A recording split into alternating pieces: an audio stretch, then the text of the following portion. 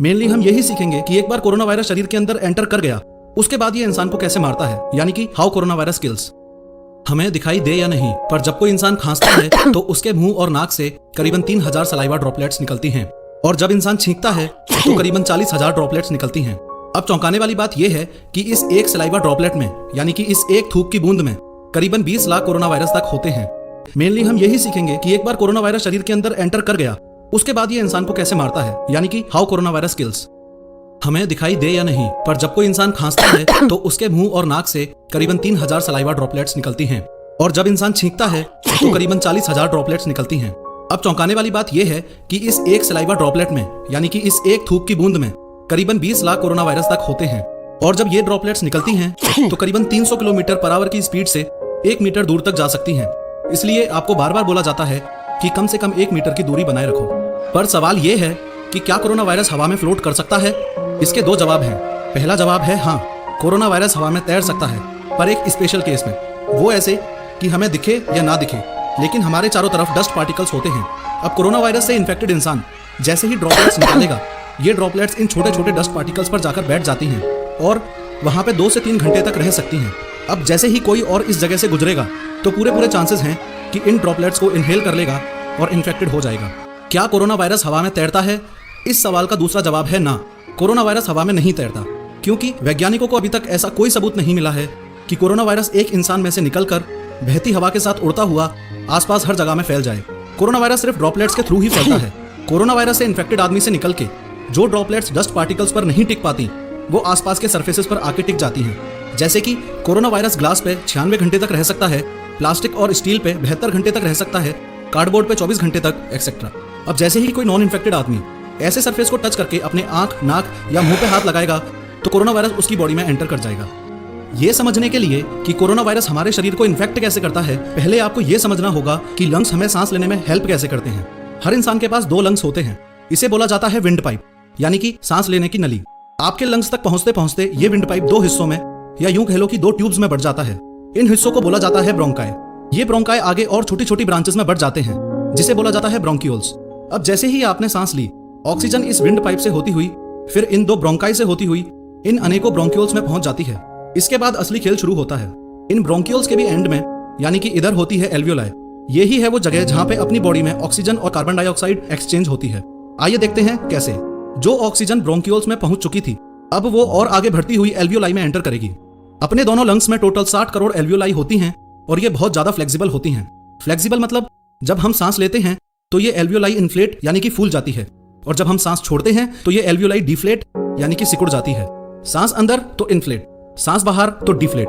अब होता यह है कि ये एल्वियोलाई पूरी तरह से कैपिलरीज से, यानी कि कोशिकाओं से घिरी हुई होती है।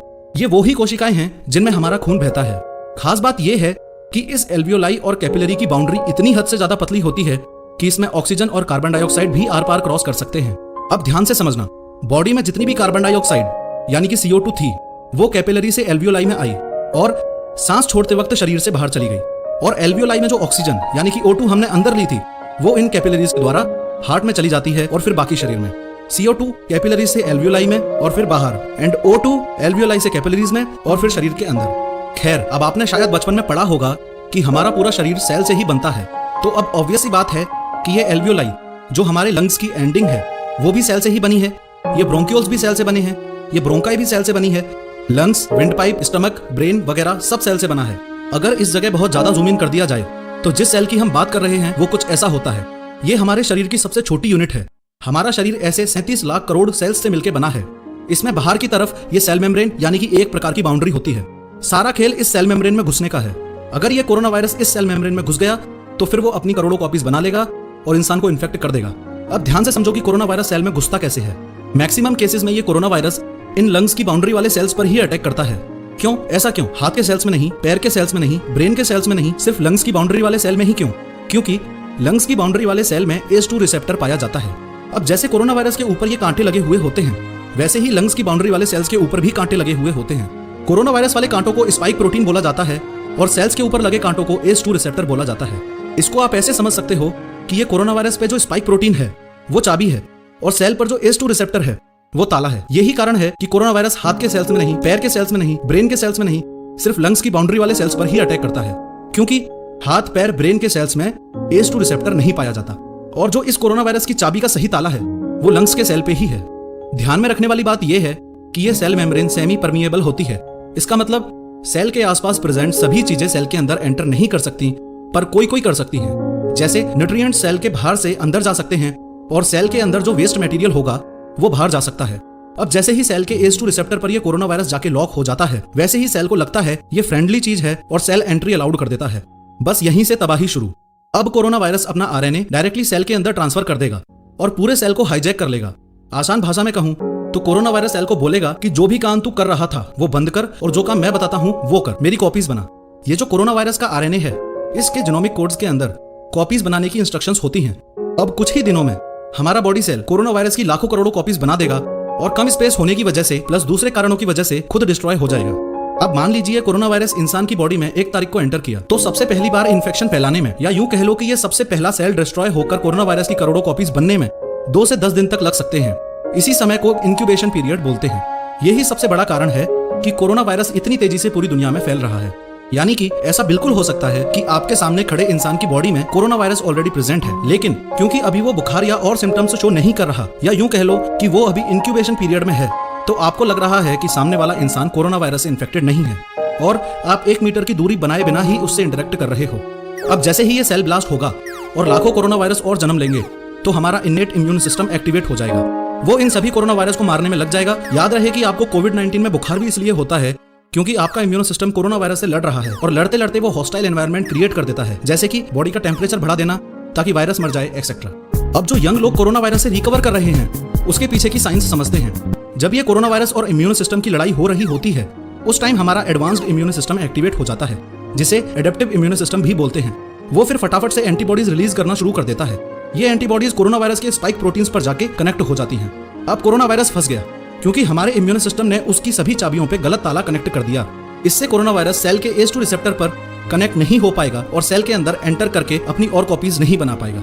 चलो वो सब तो ठीक है, पर ये जो इतने सारे कोरोना वायरस ऑलरेडी बन चुके हैं, इनका क्या होगा? इनका ये होगा कि जैसे ही इन पे एंटीबॉडीज कनेक्ट होंगी तो हमारे मैक्रोफेजेस एक्टिवेट हो जाएंगे।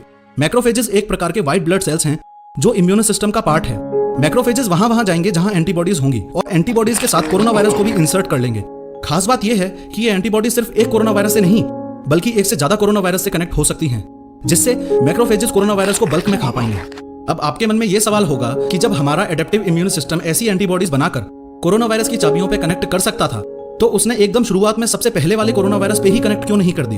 वो इसलिए क्योंकि इन एंटीबॉडीज को बनाने में टाइम लगता है।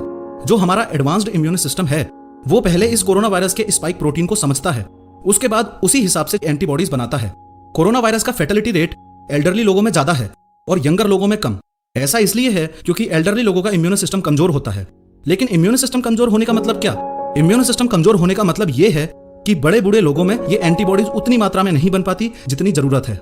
अगर आपने इस पूरे सिस्टम को थोड़ा भी ध्यान से समझा होगा तो कांग्रेचुलेशंस, बहुत बहुत बधाइयां, आपको वैक्सीन का वर्किंग मैकेनिज्म भी समझ में आ चुका है। अगर अभी भी नहीं समझ आया है तो आसान भाषा में समझ लो, बहुत इजी मैकेनिज्म है। ये आप अच्छे से जान चुके हो कि सारा खेल कोरोना वायरस की चाबी यानी कि स्पाइक प्रोटीन पे गलत ताला यानी कि एंटीबॉडीज कनेक्ट करने का है। अब होगा ये कि जैसे ही शरीर में वैक्सीन डाली जाएगी, वो इम्यून सिस्टम को कोरोना वायरस के स्पाइक प्रोटीन का एडवांस्ड जीनोमिक कोड दे देगी। आसान शब्दों में कहूं तो वो इम्यून सिस्टम को बता देगी कि फ्यूचर में इस प्रकार का वायरस शरीर में अटैक कर सकता है, उसके लिए इस प्रकार की एंटीबॉडीज बनती हैं, वो तैयार रखना। अब जैसे ही शरीर में कोरोना वायरस एंटर करेगा तो इससे पहले कि वो सेल में घुस के अपनी कॉपीज बनाए, इम्यून सिस्टम तुरंत एंटीबॉडीज रिलीज करेगा जो कोरोना वायरस के स्पाइक प्रोटीन पर जाके कनेक्ट हो जाएगी।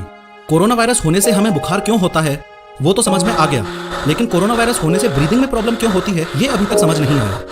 आपको याद है मैंने बताया था कि कोरोना वायरस सेल को हाईजैक करके जब अपनी बहुत सारी कॉपीज बना लेता है तो सेल एक लिमिट के बाद डिस्ट्रॉय हो जाता है। ऐसे ही लाखों सेल्स डिस्ट्रॉय होने से प्लस इम्यून सिस्टम और कोरोना वायरस की लड़ाई से अपने फेफड़ों में पस इकट्ठा हो जाता है। ये पस एल्वियोलाई में इकट्ठा होता है। अब जैसा आपने देखा कि एल्वियोलाई ही अपने शरीर में एकमात्र ऐसी जगह है जहां कार्बन डाइऑक्साइड कैपिलरीज से एल्वियोलाई में आके बाहर जाती है और ऑक्सीजन एल्वियोलाई से कैपिलरीज में आके हार्ट के अंदर जाती है। लेकिन अगर बीच में पस आ जाएगा तो ऑक्सीजन और कार्बन डाइऑक्साइड एक्सचेंज नहीं होगी, इसलिए सांस फूलती है और कई केसेस में इंसान दम भी तोड़ देता है। जो हमारे सलाइवा की ड्रॉपलेट है, इसका 98% कंपोजिशन वाटर ही है, यानी कि ये लगभग पानी से ही बनी होती है। कोरोना वायरस अगर पानी से मरता होता तो सलाइवा में ही मर जाता, लेकिन ऐसा नहीं है। सिर्फ पानी से हाथ धो लेने से कोरोना वायरस नहीं हटेगा। सैनिटाइजर कोरोना वायरस की इस आउटर लेयर को डिस्ट्रॉय कर देता है। 3D एनिमेशन के द्वारा किसी भी टॉपिक को समझाना बहुत आसान हो जाता है। इसी professor of how YouTube channel पर 3D एनिमेशन की मदद से दूसरी वीडियोस में ये भी सीखो कि फास्टैग कैसे काम करता है और उसके पीछे की टेक्नोलॉजी क्या है, पुलवामा अटैक की साजिश कैसे हुई, ग्रेनेड कैसे काम करता है और उसके पीछे की टेक्नोलॉजी क्या है, और भविष्य में बनने वाला भव्य राम मंदिर कैसा दिखाई देगा। इसके अलावा अगली वीडियो में 3D एनिमेशन की मदद से ये भी समझेंगे कि अगर वैक्सीन का वर्किंग मैकेनिज्म इतना ही आसान है तो साइंटिस्ट और डॉक्टर्स ऐसा क्यों बोल रहे हैं कि कोरोना वायरस वैक्सीन बनने में कम से कम 1 साल लगेगा। इसके अलावा वेंटिलेटर्स के पीछे की टेक्नोलॉजी भी समझेंगे और देखेंगे कि वेंटिलेटर की मदद से इंसान सांस कैसे ले सकता है, पुलवामा अटैक की साजिश कैसे हुई, ग्रेनेड कैसे काम करता है और उसके पीछे की टेक्नोलॉजी क्या है, और भविष्य में बनने वाला भव्य राम मंदिर कैसा दिखाई देगा। इसके अलावा अगली वीडियो में 3D एनिमेशन की मदद से ये भी समझेंगे कि अगर वैक्सीन का वर्किंग मैकेनिज्म इतना ही आसान है तो साइंटिस्ट और डॉक्टर्स ऐसा क्यों बोल रहे हैं कि कोरोना वायरस वैक्सीन बनने में कम से कम 1 साल लगेगा। इसके अलावा वेंटिलेटर्स के पीछे की टेक्नोलॉजी भी समझेंगे और देखेंगे कि वेंटिलेटर की मदद से इंसान सांस कैसे ले सकता है।